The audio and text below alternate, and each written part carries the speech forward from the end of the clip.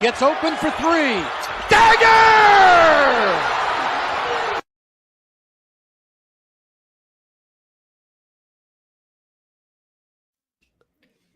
Hello and welcome back to Well Beyond the Arc, bringing you all things NBA basketball. Coming back after a little bit of a break. No, we did not take a break to mourn the Lakers getting bounced I by the did. Nuggets. I did. I Honestly, did. it kind of was that partly, to be honest with you. But speaking of teams getting bounced, we got Bucks, another team that we've talked about quite a bit that also got bounced. So a couple of our most talked about teams have gotten bounced, but there is still plenty of basketball to go around.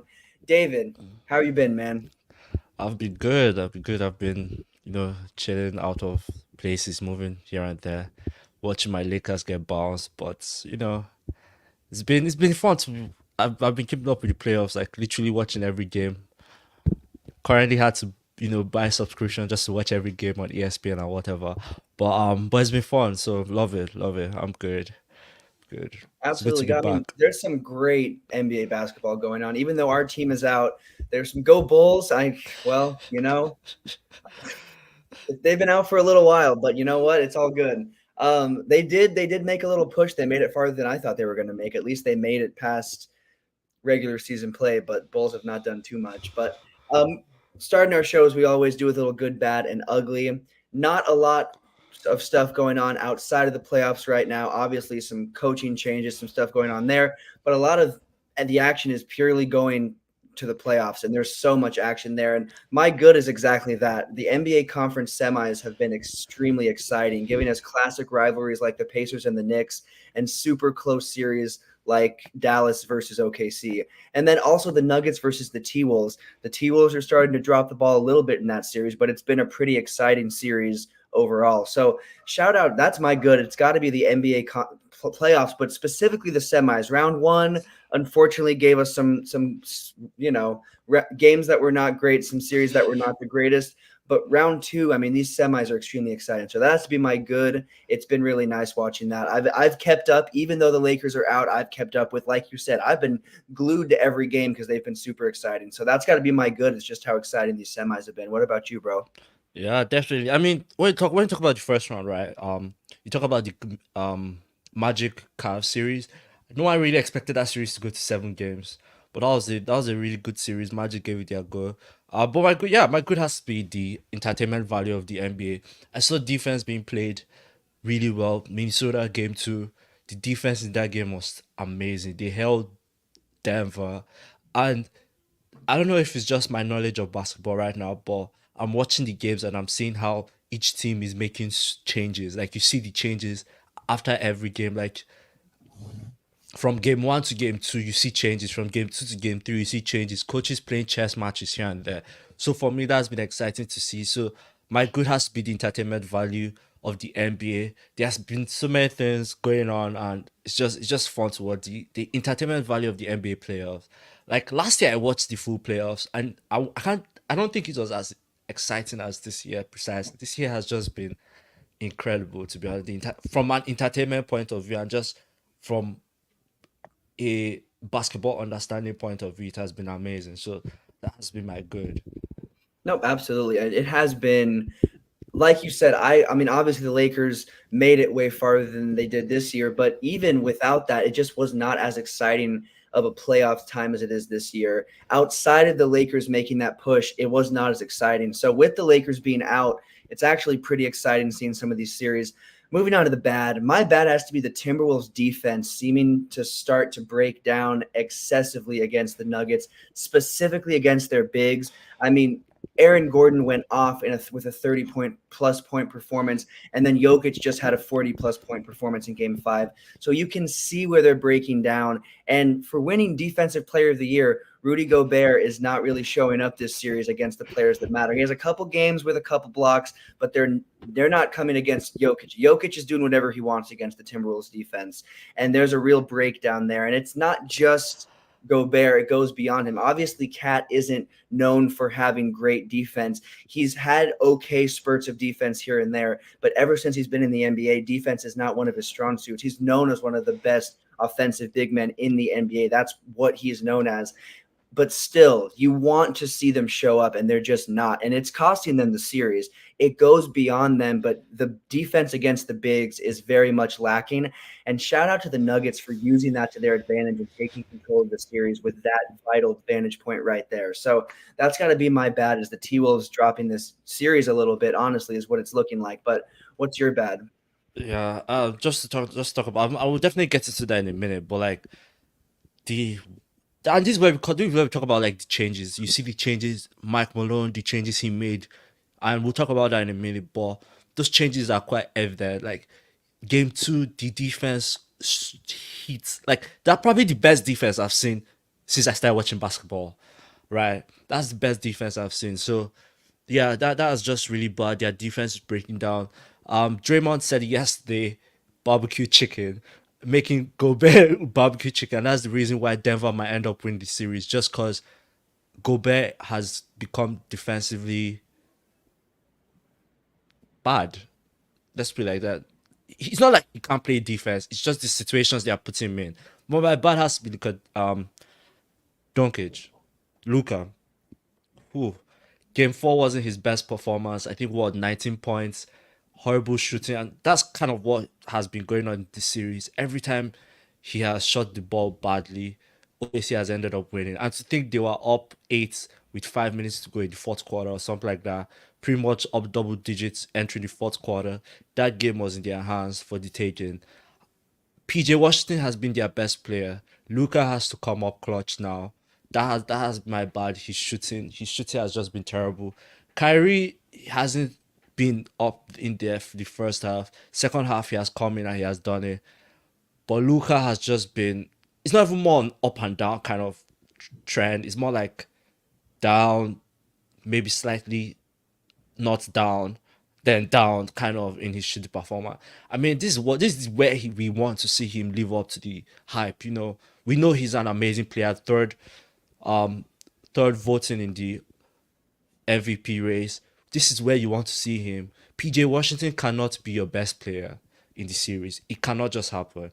So that has to be my bad. So yeah, Yeah, no. And honestly, you said, you're saying it best.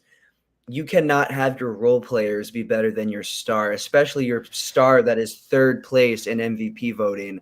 And some people would have argued that he could have ended up second behind. Like, him and SGA are right there together in that second and third spot. And so to see him be outscored by Washington and to see that fall, it's not what you want to see, especially in a series that is very pivotal for this team, because I think this is the best team Luka has had around him since he's been there. Do they have the most depth? No, but I'd say they're getting that depth. They have the coach that knows what to do with that team, and I think this is one of their best chances to at least make another push. And it's just not looking like that. So that's a good call. But moving on to my ugly, and this goes for the whole NBA playoffs, and even beyond that, it's the reffing. Is it as bad as we saw some of the stuff in round one? No, but just as a whole, the NBA reffing, we yeah, know the regular season there's going to be some bad calls, but we've seen that continue into the postseason. I think more than we've seen in past seasons. I think there's been some ridiculous moments and some ridiculous calls by the refs.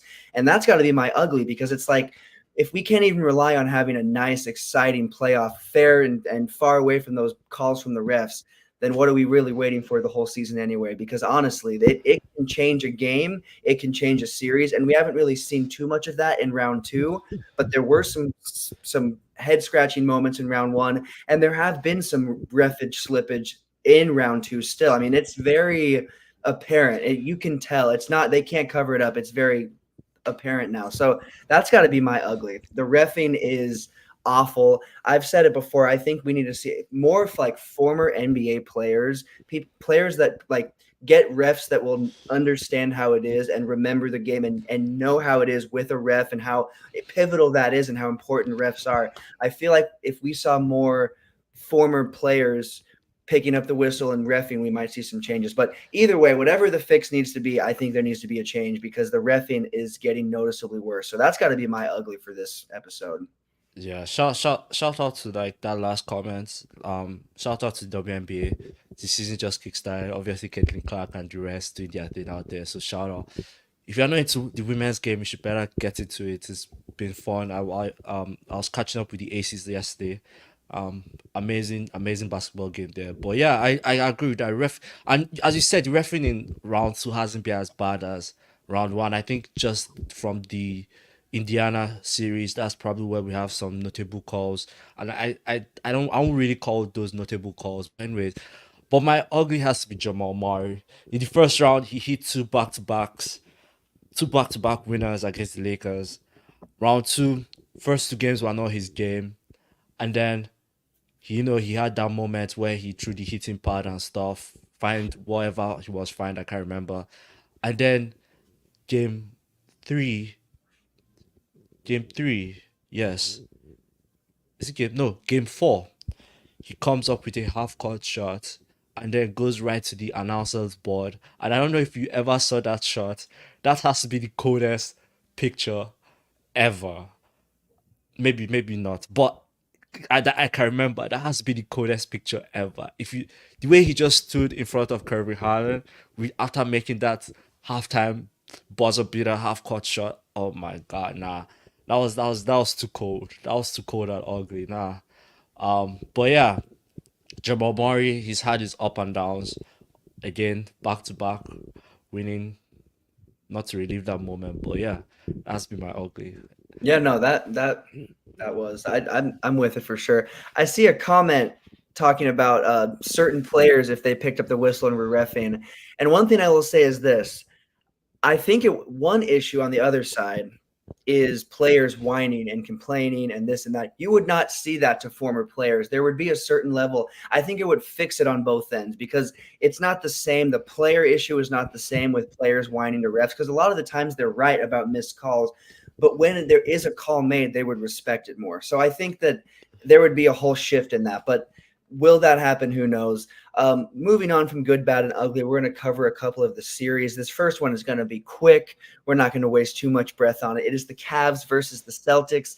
As we record this episode, the Cavs are down, looking like they're going to get out today, looking like this is the end of the road for the Cavs. I say that specifically, not just because they're down 3-1, but also because they're missing the players that have made them great. The players that have made the Cavs relevant again are out in the injury role today. So Cavs losing in 5 games. Here's the injury bug is one of the problems. Another thing that we're looking at is just some inconsistencies in when they're even when they have had the whole team on the court.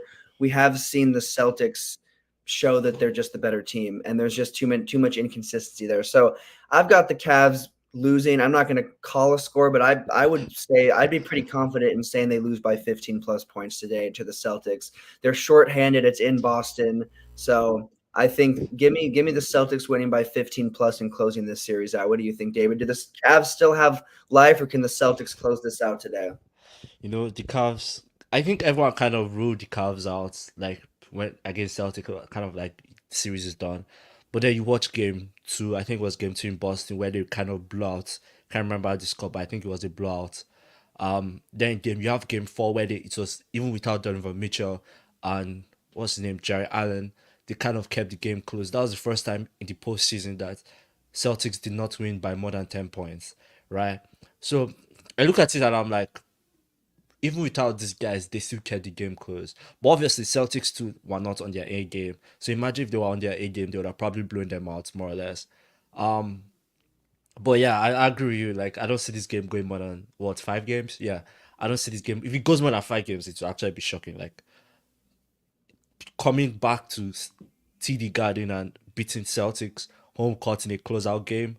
Nah, I don't see that happening. If it does happen, it'll be shocking. So let's just it will probably be more than 10, but they might actually blow them out. I don't know if Mitchell is playing this time. I know He's Jared. I saw he's officially Mitchell's definitely officially out. Yeah, Last I saw, he was out for the game. So with him out, I mean, like you said, they've had a game where they kept it close, And the Cavs are sneakily becoming a team that can contend. Are they contenders for a title? Maybe not, but they can contend and push a series and make it a good series. And there was a couple of seasons after LeBron left where there was a huge fall off and they were not a team to watch. They're building back up to that level. That post LeBron era is starting to become a little more successful. So there's something to be said for that and for what they've built up. But Mitchell and a couple other pieces that I know Mitchell's officially ruled out. There were a couple other probable, whether or not these dudes are out or not, if they don't have that full team going into the Garden in an elimination game, I just don't see. There's too many pieces going against them for this series. But shout out to them for making it to the second round. And that, again, that series against Magic was really exciting. I remember saying I thought it was over. I thought they were going to close it out, and then the Magic kept it alive. But shout out to the Cavs, because that was a really good way to close that out and to not be the team that got bounced, because it's not a good look to be up in a series like that and then lose in a closeout situation. So shout out to the Cavs for making it this far, but the Celtics are too overpowering, and the Celtics look legit even in the playoffs. What I will say is they look legit against teams that in the East. they should look legit against. Like In the they're East, looking yeah. legit against teams. They haven't even played the best in the East yet, not even close. So it's not like they've had an extremely hard path or difficult path where they've, came up against. If we're talking about Celtics versus 76ers, if they would have played the Sixers or maybe the Bucks, that's a little different. But the teams that they were matched up with in the first two rounds were teams they should have beat like they did. Teams you should win in a sweep or in 5 games. So they look legit, but they also very much are looking like there's some areas where they're lacking, and they're going to need a really strong closeout Eastern Conference final performance to really be convincing. That's where I'm at with them. But still, some big performances from their dudes, and they're staying alive, and they look like they're going to be pushing it to the next round. Talking about it, Celtics. yeah. Just Celtics. I'm not worried about Celtics coming out of the East. I know they will come out of the East. Like that's definitely what will happen. But then when they go to the finals, I do not see them. Even Timberwolves. If Timberwolves end up making it to the finals, I don't see them beating the Timberwolves. Like I can't see them beating any team in the West. Maybe OKC or Dallas. But between Denver and Timberwolves, I cannot see them winning it. I'm sorry. Like I've watched how they've played, and I've watched how these other teams have played, and I'm like, nah. If this is how you guys are going to play in the finals, nah. But anyways, story for another day. Nope, you never know. I mean, time will tell. The East is the path in the East is definitely easier than the path in the West right now, and looks a little more clear cut, especially on that end. But time will tell.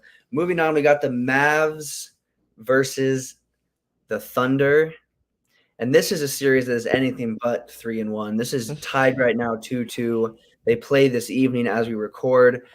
I think it's going to go to a 7-game series, but I think that OKC definitely has a chance at closing it out in 6 if Luka and Kyrie cannot have a performance at the same time together. There were so many games the Mavs had this regular season where Luka and Kyrie complemented each other's game super well, and that is why they won. One scored 20, 25, the other scored 30, 35, and they dished the ball around, and it was a really good performance, and they got their role players invested, and it worked. We have not seen that in this round at all against the Thunder, and one could argue it's because the Thunder are just the better team, and their defense is up to par, and they're shutting them down. You could make all those points, but the Luka and Kyrie are better than how they're playing in this series. Specifically, Luka. Kyrie has had a couple games where he has actually been the reason and really helped the Mavs win and keep the series close. But we need to see them match up and have a performance together. So I think OKC wins game 5. And I think that's going to wake Luka and Kyrie up, and we're going to see a big Luka performance in game 6, and we will see a game 7 situation. I do think this is going to play out to 7 games, and I think it's going to be a really close series along the way. But I also think that if OKC wins this game, in a blowout fashion, I think it's it. I think that's done. I think the Mavs have to keep this game close and to keep the series close. If they lose this game by 15 plus points and OKC just runs up on them, I don't see them coming back and having it in them to win a game 6 situation. I just think it'll be a close loss. They bounce back game 6 and we see a game 7. That's my prediction, but what do you think? Do you think we see OKC close it out? Ooh. That series is definitely going to a game 7. That's for sure. But I mean, they say game 5 is always the pivotal game. There's a stat that 83% of the time, 83% of the teams that win game 5 go on to win the series. Um, I don't necessarily believe in that stat for this particular series, just because I know the players on both sides of the ball. But yeah, if I do have Dallas winning today, just because of how Game 4 ended. I have Dallas winning today. I have Dallas beating OKC, and I do have Dallas going back to Dallas to close out Game 6. Would I want a Game 7? Yes, but I do have a feeling that the series will end in 6 and Dallas will close Game 6 out. But I have Dallas winning this game today. OKC, good team. I just think when you have Kyrie and Luka on the other side, this is their time of the season. This is SGA's first, run at this. This is OKC's first run at this. I just don't think that it's enough for them to overcome Luka and Kyrie. And if those two guys show up, and then just only even PJ Washington shows up, and then you have the other guys, Lively and Gafford, blocking the rim, protecting the play, playing defense. What else do you want? Like that's pretty much it right there. So, and I've been impressed with Luca's defense. Luca's defense. This people say he can't defend, but this up postseason he's been defending pretty much. Especially again, if you remember the Clippers series, defended really well. OKC too has had some good defense. So yeah, I have Dallas winning both game 5 and not game 6. So we'll see how that goes. Yeah, I mean, I can definitely see that happening. I think OKC has a lot of momentum right now built off of that last game. It wasn't like it was a blowout or anything, but just looking at their performance as a team overall, this OKC team is a really good team. This is the best OKC team since the last team that went to the NBA Finals. This is better than some of those OKC teams that had Kevin Durant and Russell Westbrook post the James Harden, post that young, really good run. This is better than some of those other teams. This OKC team very well could become one of the best Western Conference teams for the next 5 to 10 years with how they're built up. So shout out to the OKC Thunder, but the Mavs have Luka and shout out to his defense. We do need it because his defense is something that's criticized, and it does make sense because it's not like he is the best two-way guard, and he's just because if that dude had amazing defensive stats, he would easily be considered the best point guard of all time. He would be considered the best guard of all time because his offense is already up there with a player like Magic. What he can do, so it's the defense is what's lacking, but it's been there a little more these playoffs. I will say though, the Thunder have really been impressive and shown that they're around to stay, and they're not a team that's going to get bounced easily. I thought they were going to be out round one. I really thought they were going to get bounced early on before that series started. Not once the series started, but before that series started in round one, I thought that they were going to I thought they had the potential to get bounced in round one, but they had a Who really, who they played? Pelicans. They played Pelicans, right? yeah. Nah. They played the Pelicans, but that was it was before Zion was out, before Zion was ruled out. If Zion would have been in, that would have been a different Okay, yeah, series. that would have actually been, But yeah, once the series started, that was it. yeah. There was no way. But yeah, I definitely thought that they didn't have it in them to beat a team like the Pelicans if they would have been full strength. But they might still have done that. They might have still been that same team against a full strength Pelicans. Either way, they made it this far. But I do have the Mavs winning this series. Even losing today's game, I think they're going to win 6 and 7. And I think it's going to be boosted by big performances from Kyrie and Luka. Because they've had some really good. There were so many question marks after last season. They didn't even make the playoffs, didn't even make the play in, and people wondered if Kyrie was going to walk after that season. But sticking around, I think he's going to retire a Mav. I think he's going to be there for the rest of his career, and I really think they're going to. This is not going to be their last run. I think that this team is going to really be built up, and I think it's going to be built around Kyrie and Luka for the future. So shout out to the Mavs. I think they're making it to the next round, but I don't think they're making it any farther than that. I think that'll be where the season will end. But either way, whether OKC or the Mavs make it to the next round, I think that's where it ends for either team. Yeah, probably because I mean we'll talk about this in a minute, but like I don't see them beating, and it'd probably be Denver. I don't see them beating Denver. So yeah, No, that's I, sad. I don't either, and that's potentially who's gonna be right back where they were last year. Which, speaking of Denver, moving on, we've got two series that are on the brink of elimination: Pacers versus 76ers and Nuggets versus T Wolves. We'll start with Nuggets versus T Pacers, Wolves. New York. Pacers, New York. Go New York. Go New York. Go. Yeah, Go New York. Go New York. we've got a new Go. Pacers fan on the show. We've got I mean, New York fan. Let's go New Hey, York. there's nothing Woo! wrong with Pacers. We got a new Knicks fan. Hey, there's nothing wrong with that's not the worst team. Neither of those teams are the worst team to cheer for. It's just kind of an interesting pick. I didn't expect it. Yeah. Yeah. Go New York. Let's Go go. Knicks.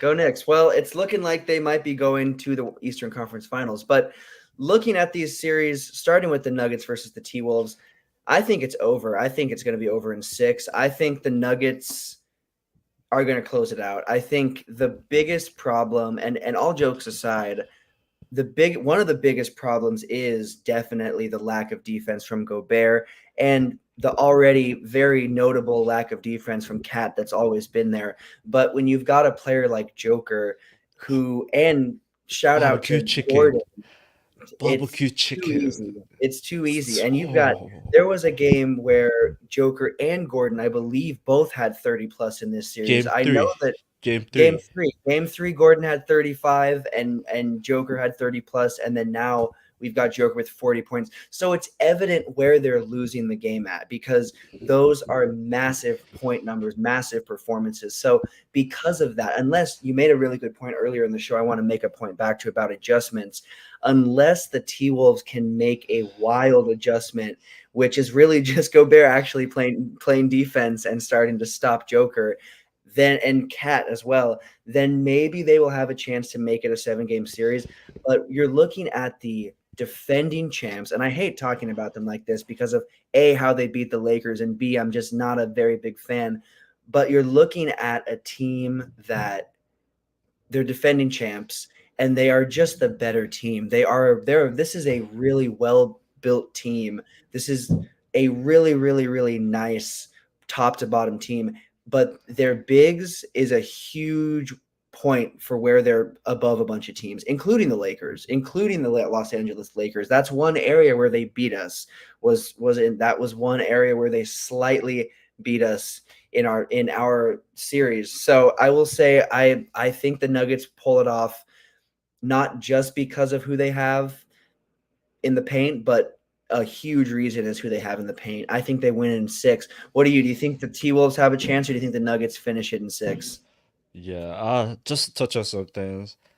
So I have to first start by apologizing to Denver Nuggets because I was part of the people that after game 2, I was like, they are getting swept. Um, Very disrespectful. So I do apologize. You know, but with that being said, we again adjustments. We saw huge adjustments. Game 1 and 2, Jamal Murray was always bringing the ball up the court, and Ant was always pounding him. They were always pounding him, always with the turnovers. Jokic wasn't on his best game. Congrats to him on, you know, MVP, third MVP. Kind of got that one spot on. But with that being said, game 3, they made the adjustment. Coach Malone, one of the best coaches in the NBA, made the adjustment, making Anthony Gordon bring up the ball, freeing Jamal. So the ball goes from AG to Jokic, then to Murray, right? Murray had one of his best games in game 3 and 4. Anthony Gordon bringing in the ball, And I didn't, to be honest, I thought he was a wing player, but I keep forgetting that he's actually a guard. Like he's actually a guard. So he's bringing the ball up and he's pretty much spreading the ball. He's making threes, things like that. Game four, he was 11 of either game four or game three. He was 11 of 12 from the field, perfect from 3 point line. If you have that going off, I have Jokic pretty much barbecuing Gobert and Morris coming up. And Michael Porter Jr. had only 5 points. I can't remember which of the game. Just three guys alone pretty much got the series done. This series is done. I'm sorry. Denver are winning it. Like I do not see. I was watching the game yesterday and everything Jokic had this look in his eye that like, is this who you call the defensive player? Is this your defensive player of the year? Like he made him look like absolute shite. I'm sorry. Like he made him look like absolute shite. Like no, everything he needed and he wanted, he got it. He just boom up, boom. It was too easy. It's just Everything, too literally everything. everything, I'm actually like everything, man. ev- I'm every time Gobert was guarding him, I was like, nah, this is an easy two. Cat came, tried, easy two. Kyle Anderson came, easy two. Nasri came, easy two. I literally don't even know how they held him in game two. I'm watching game three, four, and five, and I'm like, how did these guys hold Jokic game one and two? And Jokic now is just getting everything he wants. So I can't really see a switch. The only thing I can think of is you just have to outscore them. You can't playing defense against them is probably won't help you because they have probably figured it out. So there's no amount of defense you can play against to win the game. But I do not see them outscoring the Denver Nuggets. I don't see it. I'm sorry. I see like I literally cannot see because Denver will play defense one way or the other. They will get stops. So this game is done. This series is done. Minnesota, Cancun might be calling you soon. So you know. I think they're calling them soon, like tomorrow night, I believe is what they're going to get their Cancun call. That's going to be it. Moving on to another series, a historic one. This one, I love that it's back. We haven't seen this series. I don't think we've seen this series since the Reg 90s. Miller. I don't This think is we've Reg seen it Miller, yeah. since. It's been since then, and when it was in that era, we saw it plenty of. I mean, this was an actual rivalry, both regular season, postseason. This was the huge. This was all the talk. So Knicks versus Pacers. I think it's going to go to 7 games. I really do. I don't think the Knicks close it out in Game 6. I believe it is in. I believe it's at the Pacers arena. If I'm not wrong, and not that that is a huge arena where Yes. it makes a huge difference, but I do see the Pacers having a big performance in front of their home crowd and winning Game 6 and pushing to Game 7. But at the same time, is Game 7 going to be at the Garden? Because if Game 7 is going to be in New York, Game seven being God, yeah. that's it. If Game 7 is in New York, Knicks are winning it. I really think that's it. So I think that we are going to see the Pacers make it a series. This is going to be a historic down to the wire series, but I see the Knicks pulling it off in Game 7 in the Garden. But I think the Pacers will make a push. Now they did. I mean, this last game, we definitely saw the Knicks a little bit of separation as a whole. But I don't see that happen. I see the Pacers reeling it back in. It seems like every game where the Knicks kind of jump away a little bit, the Pacers reel it back in, and I see that happening. But shout out to the Knicks and the Pacers for being two teams that have been really unsuccessful the last few seasons, and they're really starting to build their way back up. So I've got to give it to Pacers in Game 6, but Knicks for the series. What about you? Yeah, it's so unlucky. My New York Knicks, so unlucky. Injuries have just been so bad. But no, I have the Knicks stealing game 6 and ending the series. It's an elimination game. They'll probably want that rest, just rest because they are playing with pretty much 7 guys in the series. 7, 8 guys, I think 7, 8 guys, just 2 guys coming off the bench, which is quite bad for a playoff series. So I feel they will end the series as quickly as possible to allow, the likes of Bronson and Josh Hart and Einstein and all those other guys come back quickly. Worst case scenario, it goes to game 7 and they win it. But I do have the Knicks winning in 6. Go New York, go. Hey, not the worst team to cheer for. team that has had not a lot of luck the last couple of seasons. So you gotta give them a little bit of love because they're actually having a little bit of success again. So shout out to the Knicks. I think they'll also win it. I've given the Pacers one more game, but who knows? Maybe they close it out in 6. Moving on, we're going to just briefly talk about who we think we've already kind of gone over, but who we think what our picks for the conference finals are. Looking at Western Conference, I've got mine being Nuggets versus Mavs. And here's the thing about that series. I think it's going to be at least a 5-game series, but I do not see it being a 7-game series. That's how I'm going to leave it. I see it being a 5-game series, a 6-game series at the most, but I see the Mavs because who's going to shut Luka or who's going to shut Jokic down? Who's going to shut Gordon down? They don't have players that are going to shut these bigs, and that's going to be where the difference is. You might see Luka and Kyrie ball out and have huge performances, but it's not going to matter if Joker and Gordon are just pulling the game away. So I think it's going to be within 4 to 6 games, but I think it's going to be a 5-game series.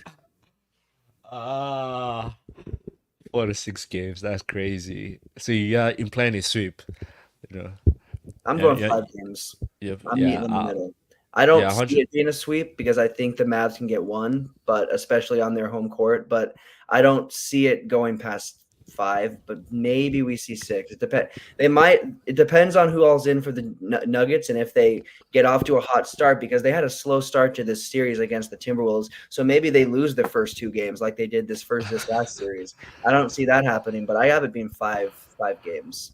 Yeah, 100%. Completely agree with that. Worst case scenario goes to 6. This series if that ends up being the conference finals, it's not going to 7 because I don't think the Mavs can compete with Dallas in terms of size, skill wise. Yeah, probably, but I think when it comes down to the nitty gritty of things, if you have Gafford guarding Jokic, I see him getting into foul trouble. I see Lively also getting into foul trouble. I don't know who else can guard Jokic.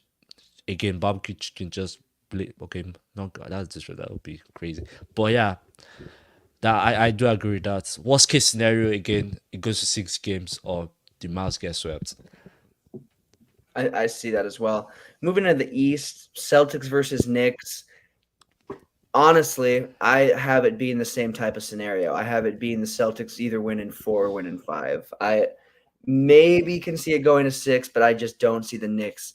I don't see the Knicks pulling that one off. I think this is where it's the end of the road for the Knicks. So give me the Celtics in 5. I think both conference finals have potential to be 5-game series.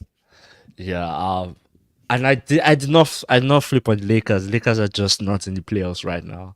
So that let's just clear that out there. I'm supporting Knicks because obviously we have to support a team. Oh yeah, the Knicks are looking spicy, so I did not flip on Lakers. I'm still Lakers through and through. But in these playoffs, But with that being said, yeah, I do. Worst case scenario is that. Sorry, best case scenario. Let me say this. Best case scenario is the Knicks take game 3 and 4, which would be in the Garden, right? And then it would be a 2-2 series. And then it will go back to Boston 3-2. And then Boston will come back to the Garden and end up finishing it. And yeah, worst case scenario, they could get swept because they are injury prone. Sorry, they are injured. You don't know. This guy might come back. What's his name? Anunoby might come back. And then someone else might get injured, considering how many minutes they have played. Like most of those players have literally played every minute of the playoffs, So, yeah, Celtics and Denver in the NBA Finals. Nothing more, nothing less. Yeah, no, I think we're going to be looking at Celtics versus Nuggets, which we've talked about several times throughout the whole season of the show, just because it's looked like it's definitely going to be what we were going to see, and now it looks like it's definitely going to be that. Could something change? Could there be a surprise? I kind of hope so. That would be fun to see. I hope we're wrong. I hope that we see something else. But Minnesota. Hey, maybe it's going to be Minnesota versus Pacers in the finals. That would be crazy. That would be crazy. That would be something else. That would be a whole switch up. But we'll keep you guys updated on that. Moving on to some NBA news. Like I said earlier in the show, there's not a bunch of it right now with the playoffs still going on. Obviously, there's not free agency moves yet. No big trade. Nothing too big has happened yet. the draft hasn't even happened yet. Not that that is super big, but it hasn't even happened yet. We haven't figured out where Bronny's going, if anywhere.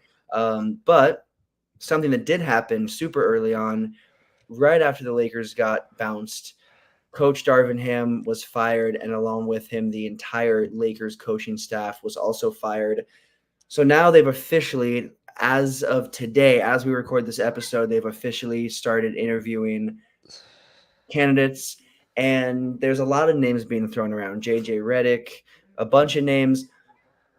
I'm going to give three people that have officially been thrown around that I would not mind. The first one is Sam Cassell. He is a former NBA player and a former NBA champion, and he has been a coach for long enough to where it's not like he just got in this year. He has been a coach for 6+ years, and he has experience. Plus, he has NBA playoff experience. I mean, I believe looking at it, someone that's a former player, because JJ Redick has been thrown around as well. But between Redick and Sam, I would give it to Sam because he already has that coaching experience. Redick has a really good basketball mind, and I think he would make a fantastic coach. But I don't think the Lakers is the best first stop for someone who's getting their first coaching gig. So Sam is my first one. My second one is Chris Quinn. I like Chris Quinn under Eric Spoelstra. That is a really good person to learn under. So because Eric Spoelstra has been his mentor, it's like he's definitely picked up a thing or two from him. And the Heat have been a decently successful team under Spoelstra and Sam, or Chris in that time. So I don't mind the idea of him. And then the third name is David Adelman, the Nuggets assistant. Obviously, the Nuggets, and he's been the assistant since 2017. So he's been the assistant since acquiring Joker, since building this team up. He has been the assistant since the Lakers were knocking the Nuggets around in the playoffs before the Nuggets were doing the same thing to the Lakers now. So he's been around. I feel like, he knows team development. He knows what it takes. He's been around stars. So I wouldn't mind him. But Sam is my first pick. If I'm saying if we're picking right now between these three dudes, I would say Sam would be the dude that I would really love to see take the Lakers over. Also, Ty Lue, his name has been thrown in there if he decides to leave the Clippers. I don't really like, no disrespect to Ty Lue, obviously an NBA champion, winning coach, NBA playoff year after year, but I don't think Ty Lue would be the solution. I don't think that would be a good pickup for us. Would it be the worst one? No, it'd be way better than Doc Rivers. Excuse me, way better than Doc Rivers. But I still don't think it'd be a similar pickup in my opinion. It would be just a big name, and for what? Because I don't think that's the guy we need. We need someone to get in and change it, and I don't think Ty Lue would get in and change what we need changed. So I'm going with Sam, but any of the other names I spit out. What about you, man? Are there any other names, any names I did not say that you're looking at, or any of the names that I did say do you think would be good fits? I don't. I was personally going for Mike Budenholzer, former Bucks coach, now with the freaking Phoenix Suns after they fired Frank Vogel. Um, I don't really know any of those guys. I've looked them up, I guess, but they're all. It's pretty much the same thing. Like, what's the difference between all those guys and Devin Ham? Like, it's pretty much the same. They're all assistant coaches, and for big organizations, obviously won championships, but then it's pretty much the same. I don't really know what the difference is. And I guess let me also put this out. I don't think LeBron got Ham fired. If we're looking at LeBron, we should also look at Anthony Davis because he was the one that made the comments. He did, bring up the comments after game 2 or game 3 of the series. So I don't think we should blame LeBron. I also don't think LeBron has a hand in the hiring process. Just so that because if everyone knows Brian Windhorst, he's someone that is close to LeBron, and he has come out and said time and time again that LeBron doesn't go poaching around with the hiring process like Giannis does or like other superstars do. So, but back to the topic of Laker coaches, I definitely do not want JJ Redick just because, again, for your first time coaching Lakers, again, the same thing. Those three guys you mentioned are all the guys that have gone through the system, like Darvin Ham. They are all assistant coaches, pretty much, more or less. I'm not saying they won't come and perform. That's not what I'm saying. I'm just like, why go through the whole process in the same way you did the previous time? Do you know what I mean? But any of them can surprise. I don't really know any of them too much. Again, all assistant coaches. The guy I would have really wanted was Mike Budenholzer, but obviously Same. Phoenix have tied him down. I think Tyler will be bad, but Clippers aren't allowing him go. Tyler would have been a good option. Maybe this guy in Detroit, Monty Williams, but he's also making hell of a money in Detroit. I don't think he want to leave Detroit because he really does have pressure in Detroit. You know what I mean? Like, so I really don't know. I'm just all for the ride, waiting to see who pops up. But whoever they get, and we'll see how the season plays off. Yeah, no, it'll be interesting to see. Obviously, they'll go through the entire process. It'll also be interesting to see who they get in that assistant role because obviously they fired all their assistants as well. But we'll keep. I do want this guy to come back, Phil Handy. I really wish they would give him a shot in interview as the head coach. I wish he would Yeah, get at least a shot at that. And my original thought was maybe they fired him and he's going to do that and it's going to be low key and he's actually going to interview for the job. But I don't think that's going to happen. But maybe he will come back as an assistant because he is a super successful coach who's coached LeBron with the 2016 Cavs, with the 2019 championship Lakers, and beyond. And he's been a really big part of this organization. So he does know exactly. He knows the organization in and he out. knows it So extremely well. So him coming back would be huge. Whether it probably won't be in the head coach position, but maybe whoever gets that's just hired as head coach exactly. will bring him back because that would be a really smart move. And even though LeBron isn't obviously the main person with that, he might be someone that says, "Hey, this guy really helped with our team chemistry and bring our team together, so we should look at bringing him back."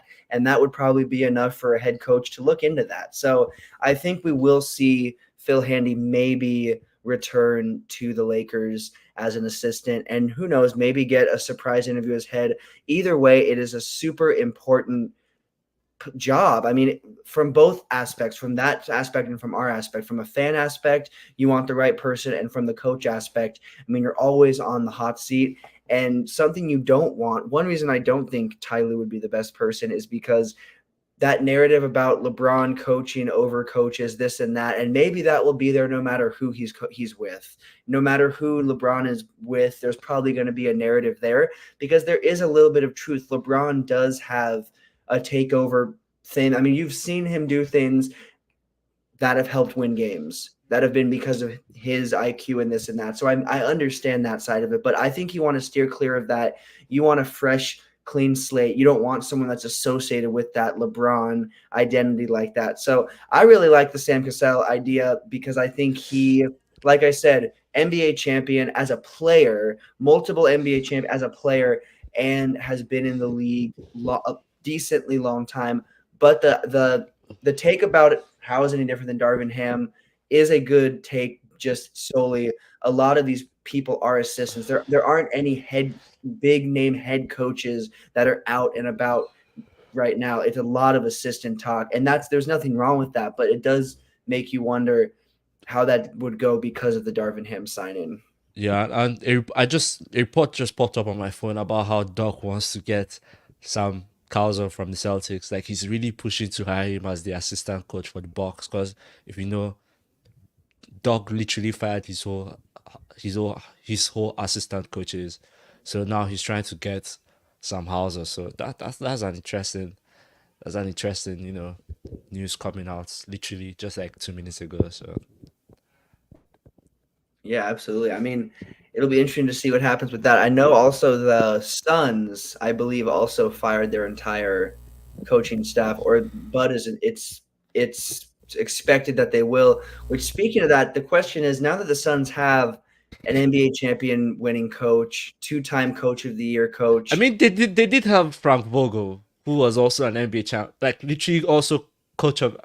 I don't see what the difference is with the Suns. Well, the question is there a difference? Is because they went from Monty Williams, who helped build the team back up to relevance, and then they went to Frank Vogel, who won a championship with the Lakers and was a pretty respected coach. He obviously had a little bit of, oh, he wasn't good with the certain lineups and the this and the that, and he was the scapegoat for the Lakers. But now he's already out after one season with the Yeah. Suns. So my question is the coaching going to make that big of a change, or are there bigger things the Suns need to change? They are definitely bigger things that the Suns need to change. First off, they do not have a point guard. I mean, I don't want to get into more detail, but yeah, I've been hearing people say, yeah, the Suns have bigger problems, but getting Mike is the start of solving those big problems. And I'm like, maybe not. I don't know. But we just have to see. Again, they do not have a point guard. Devin Booker is not a point guard. Bradley Beal is not a point guard. KD, according to reports, he keeps to himself. That he doesn't really have team chem. Reports come out here and there. So from an organization point of view, maybe Mike is the one to help start the rebuild of the problem. We just have to see. I don't really know. Suns are. I don't say they are worse than the Lakers, but they are worse than the Lakers. So it is what it is, isn't it? Yeah, no, it's not good. They've been lacking depth across positions, but like you said, they don't have a point guard. And their idea of matching up Beal, Booker, and KD just did not work to what they, I guess, expected it to. I mean, honestly, to me, I expected it to go as far as it did. I expected it to go as far as it did and then stop, and it did exactly that. So I that is what that team is. They're lacking depth. They were lacking defense, and Vogel is known for being a really solid defensive coach, super solid defensive coach. Exactly. That's what he And did. That's what he had for the Lakers too. it's a huge it goes to show where the holes are on the team beyond the coach when the coach that's known for something can't even turn it. I mean, there were a lot of things lacking, a lot of issues, and it was not Vogel's fault. And here's the thing about this pickup.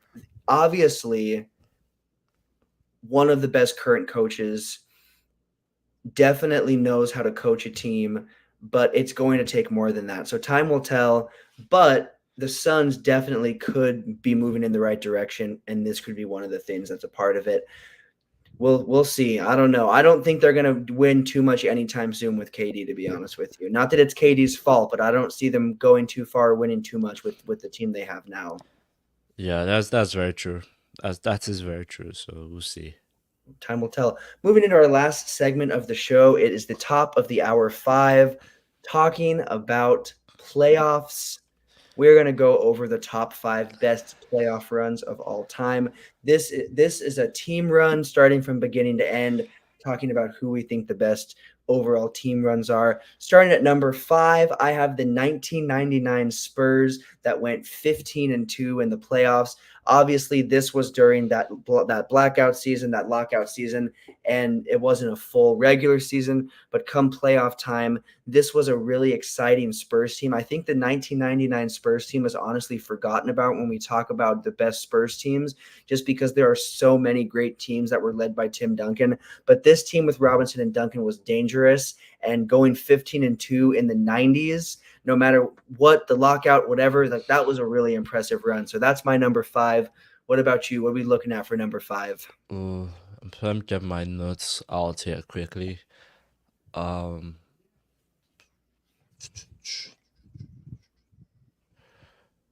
going to go with the 2016 Cavs. 2016 Cavs. We all know what happened that year. They ended up finishing 16-5, but what tops it up for me is just because of that final push, the 3-1, come back 3-1. I think that was a magical run from them. So yeah, give me the 2016 Cavs. That was like a magical run. I should say honorable mentions. I keep forgetting to do honorable mentions when I make a list. That would have definitely been on my honorable mentions because that was nothing short of a magical run. Definitely something else. Moving on to number 4, I've got the 1989 Pistons, the Bad Boys, finishing 15-2. finishing 15-2 in the 80s and 90s was not an easy thing to do. You do not see a lot of teams in the 80s and 90s that were having these runs. Now, there were legendary teams like the Celtics, the Lakers that went on these types of runs, but the Pistons, it was really impressive that they built this team up and became that team, overcoming the Celtics after getting beat down by them for so many years and becoming that top team in the East. So, going on a 15-2 run, winning that title. Obviously, that Bad Boys team is one of the best all time. So give me that number, or at number 4. Give me the '89 Pistons at my on my list. What about you? Number 4, give me the 2011 Mavs. Dirk was on a run. That playoff. Oh my god.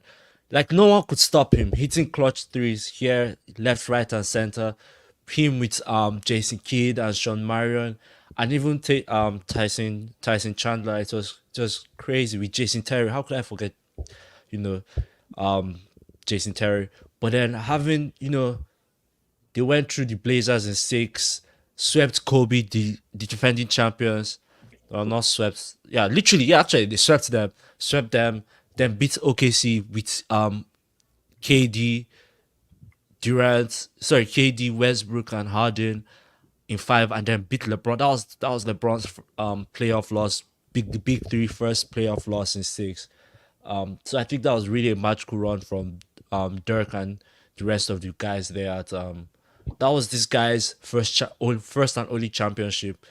Carl, this guy Indiana's coach, he's the one that coached them to the champion. That was a magical run. We have to say that was a magical run. So yeah, give me the 2011 Dallas Mavericks. One of the best runs of all time, running through teams that no one thought they could beat in the West, and then even obviously going through a team that no one thought anyone in the West was going to beat in the East with that Miami. So shout out, that's a good pick. Moving on to number 3, my number 3 is the 1991 Bulls. There are a couple teams that Jordan was on that you could throw around, but the one team that does it for me is the Bulls 91 team, going 15-2. This is the team that we don't really talk about, how this is the team that kind of ended the Lakers era, that Lakers championship dynasty with Magic. This is the team that ended that.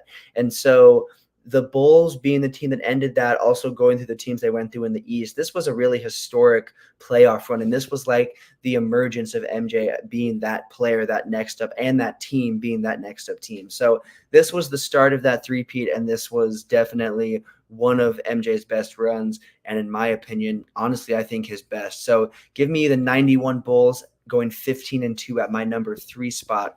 What do you got at your number 3 spot, bro? Same thing. Chicago Bulls, 15-2. They beat the Knicks in the Garden. That was the year they went. They beat the Knicks. They beat Philly, and then they beat the Bad Boy Pistons. Well, I can't remember if that was the Bad Boy Pistons.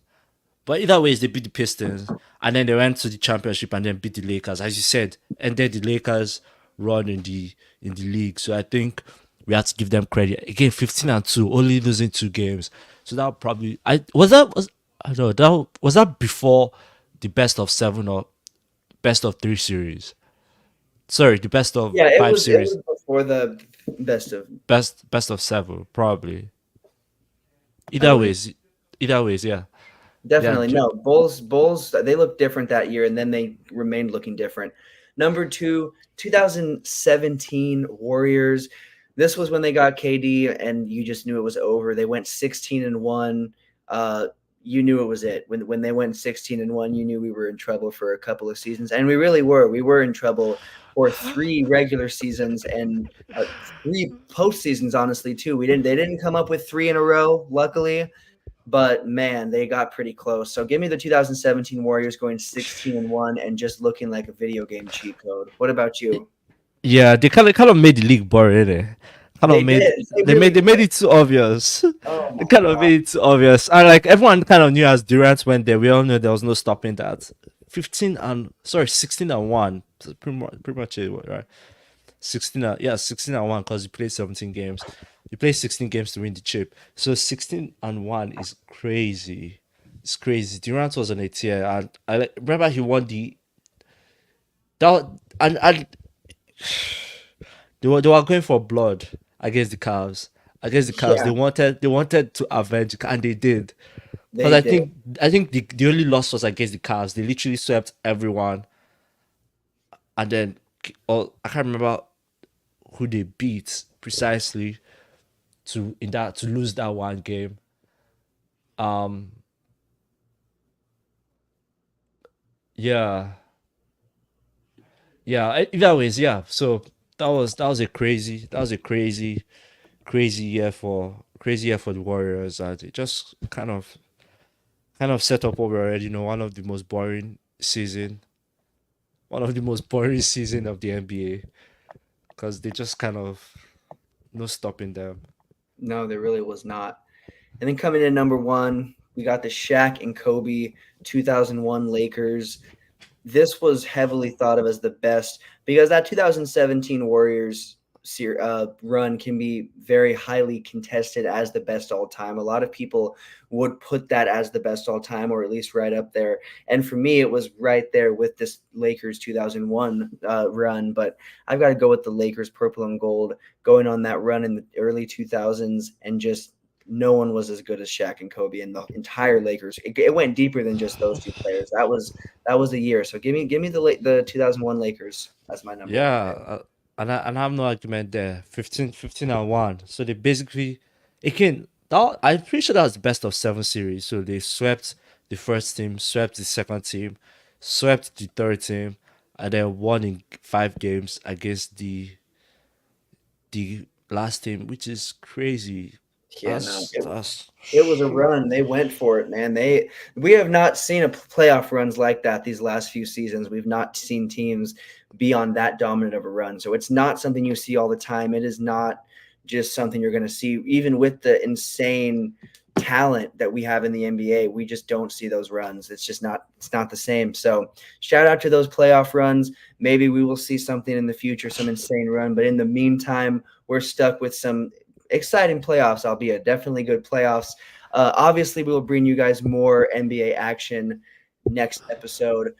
Definitely, I would say by the time we speak to you guys next, probably conference going to be finals. finals Conference time. finals. So Yeah. it'll be exciting NBA talk, and who knows, there might be some more news on coaching pickups, maybe some free agency news, some free agency rumors. We'll come with whatever we got. But in the meantime, thank you guys so much for checking out our show. This is not the only place where you can find us. David, where else can our viewers find you? Yeah, pretty much Man of the Football Fans podcast. We're pretty much at the home stretch. The last day of the season is pretty much right here this Sunday. Right after that, we'll have maybe like 2 more episodes left. Recorded our final 2 episodes. And we'd love to see you guys there. Wherever you get your podcast, we're right there with you guys. So check us out if you love soccer. Yep, absolutely. Definitely check it out. Give the YouTube a subscription and make sure to check out that podcast wherever you listen to your podcasts. We will talk to you guys next episode. So.